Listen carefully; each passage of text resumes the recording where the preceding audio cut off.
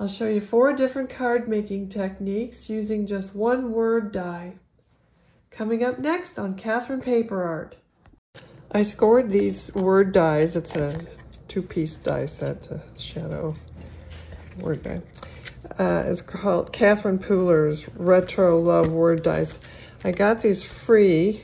I got this set free from scrapbook.com. They always have freebies of one kind or another when you buy something. And I said, gee, I can use that. I can make some retro 60s cards. It's actually kind of more of a beatnik font, I think, but it inspired me to make some 60s cards. So I pulled out a SimonSaysStamp Fab Floral plate and die and my Tattered Daisies, and I said I can do something here. So I started by making a background from this die plate. So I've run this from the die, my Fab Floral plate from SimonSaysStamp, and I'm going to ink it up now with some Distress inks, and I'll be right back. So I took this and overlaid it onto another piece of cardstock and inked it up again, and was left with this. And I'm sure there's a much easier method for doing what I did, but I'll just complete the steps and tell you the rest of it. And what I did then was I took my die and overlaid it and ran it through to cut out these little petals. But prior to doing any of that, I put on some Altenew double-sided tape on the back of this. Then I ran the love die cut through it, and at this point what I would do next is take my original pieces that are all blank and pick out the whole list, the flowers that are most complete, like this one, and maybe the purple and the pink over here, and build those up with 3 or 4 layers, and run several love die cuts to make the eclipse card. And so I'll do that and be right back. Okay, so I have some Altenew double-sided tape sheets.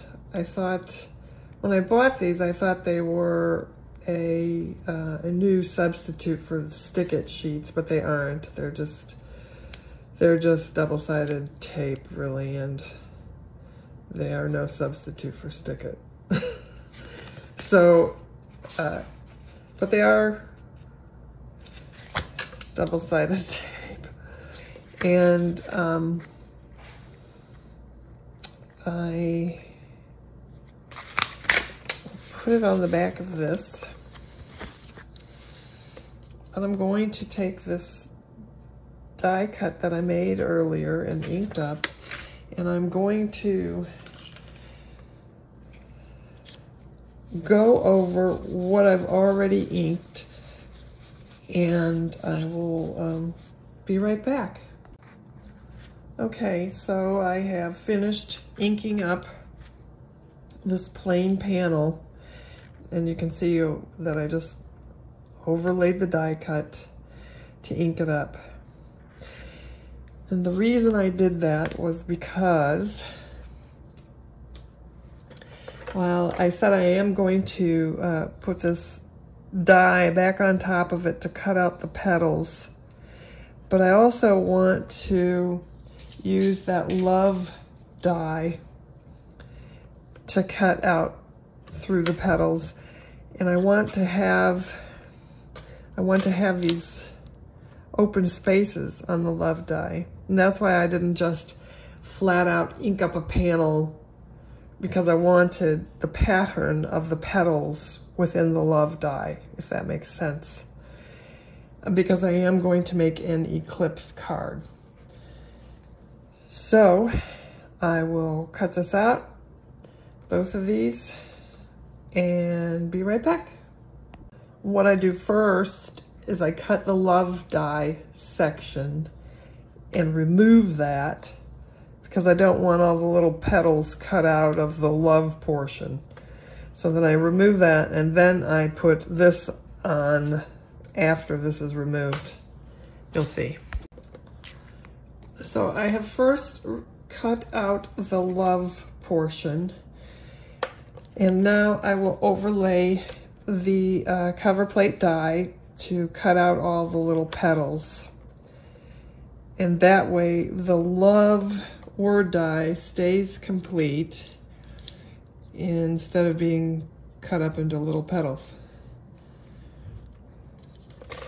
So you see it's a whole word die instead of all these little parts and pieces being chopped out. And I'll be right back. Because the double stick tape is on the back, the pieces tend to stay within the die cut, which is good because I'll pop them out as I need them when I'm ready to assemble the card. But for now, I've got all these components here, and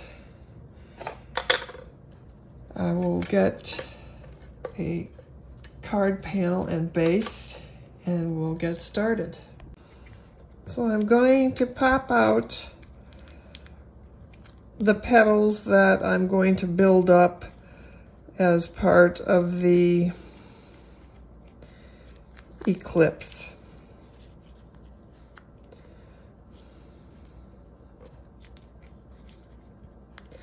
And the rest I'll just adhere to the card panel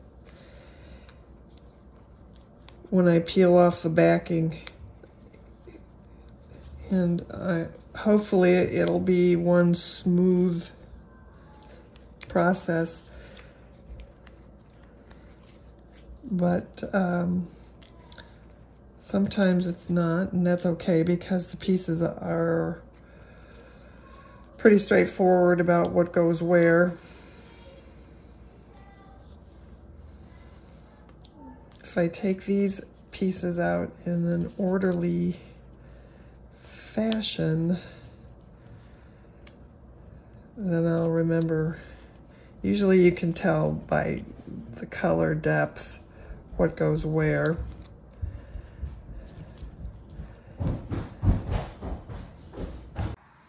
So I've infilled all of the colored pieces except for the ones that I am going to build up with dimension to make the eclipse.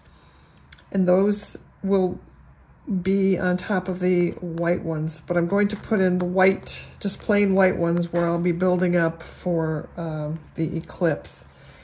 Once I fill these in, then I will add layers onto the backs of these and then glue those in place. But I first want to fill in with blanks like I did with the love and like I've done here. So I'll finish doing that and be right back.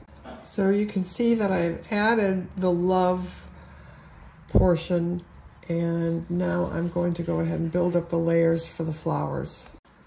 I've glued all of the pieces in place, and you can see now that it's clearly an eclipse card.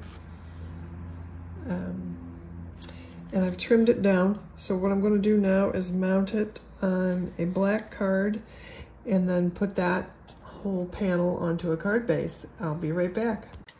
Okay, that's the finished eclipse card. And you can, when I tilt it, you can see the dimension, and it came out very nice. So the piece from the cover plate die I made into another card, and I just inked up a panel. Well, I inked up my glass mat here and took a brayer to it, and then spritzed it with a little bit of water and inked up a panel. and let it dry, and that's what's the background here. And then I put the cover plate die from this on top, ran another love die, put a couple of the flowers on, and some bling, and that made my second card. For my third card, I used these Tattered Daisy layering dies and ran a bunch of daisies and made a see-through card. So I used a pair of daisies on the front and just one layer on the back, and used some glossy black cardstock with the love die on top and made a hinged card for my Crazy Daisy love die card. For my last card, I took the panel where I cut out the love for the daisy card and mounted it on black, very simple. Ran a little dart, a little red heart, actually it's picked raspberry, and used a little bit of the Nouveau crystal drops to give it some glossy dimension. And that is my fourth card. So I hope you've enjoyed this video, and if you did, please hit the like button. And if you haven't subscribed, I hope you do so. And you'll see more amazing content in the next video.